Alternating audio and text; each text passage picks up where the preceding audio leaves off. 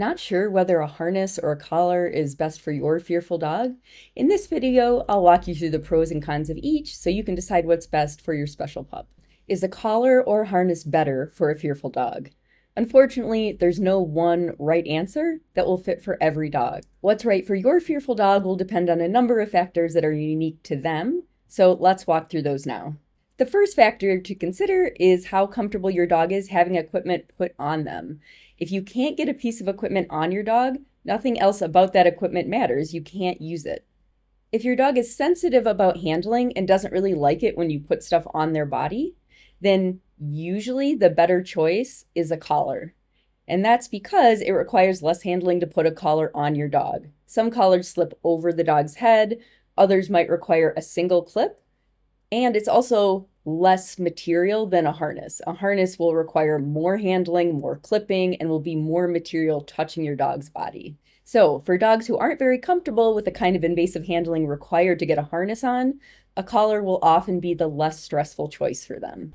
The second factor to consider when choosing between a collar and a harness is safety and security. You don't want any dog to escape their equipment and get loose, but you especially don't want this to happen with a very fearful dog who might panic and run away. Now, what's best from a security and safety point of view? You might assume it's a harness. It seems more secure, but it really depends. I have seen quite a number of dogs escape from harnesses that looked like they were pretty escape-proof. Don't get me wrong, harnesses can be very secure, but you can't take for granted that a dog can't get out of a harness. By comparison, flat collars, just a regular dog collar, is not very secure at all. Many dogs will be able to back out of them if they try to pull away from you and there's tension on the leash. However, there are collars called martingale collars that have a limited tightening mechanism that are built to prevent that exact problem, prevent a dog from backing out of their collar. Now, am I saying a martingale collar is more secure than a harness? Not necessarily. It really depends on the shape of your dog, which one fits better. And also, if you have a big, strong dog and you have their leash just on a collar, you might run the risk of getting the leash jerked out of your hand if they bolt or pull or lunge. So if you have a large, strong dog, using a harness that has a front connection might give you a little bit better leverage if they do throw their body weight against the leash that you're holding. So what's the answer? Is it a harness or martingale collar that's best for security? Personally, I actually like both at the same time for very fearful dogs. A good harness that is difficult to wiggle out of in combination with a martingale collar, and then either having two leashes, one attached to each piece of equipment, or having a double-ended strap that clips both to the martingale and to the harness. So if the dog wiggles out of one of them, you still have something attached to your dog. Now, before I dive into the next important factor to consider when choosing harness versus collar for your fearful dog, if you're finding this video helpful and valuable, please hit subscribe and follow me to get the rest of my videos. A final factor to consider when choosing between a harness or a collar for your very fearful dog is how easy or difficult it is to get off.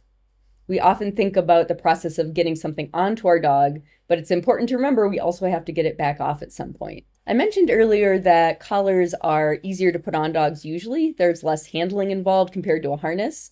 They're also easier to take off, which is good, but it may also be more important to take a collar off in a timely fashion. There may be more risk associated with leaving a collar on a dog because if it gets caught on something in the house and they can't get out of it, it's possible they could choke themselves. Some harnesses are, in my opinion, safer to leave on a dog.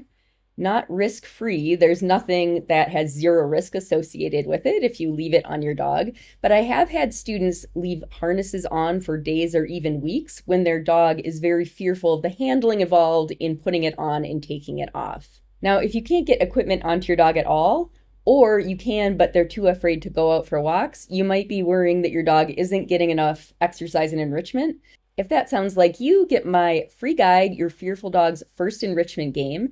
The link is in the description box below where you're watching this video. Now, deciding whether your fearful dog would do better in a collar or a harness is just the first step. Now you have to decide how to carefully introduce the equipment to your dog so they're really comfortable in it. And I show you how to do that, how to help your fearful dog feel better about a collar or a harness in these next videos. So check those out and I'll see you there.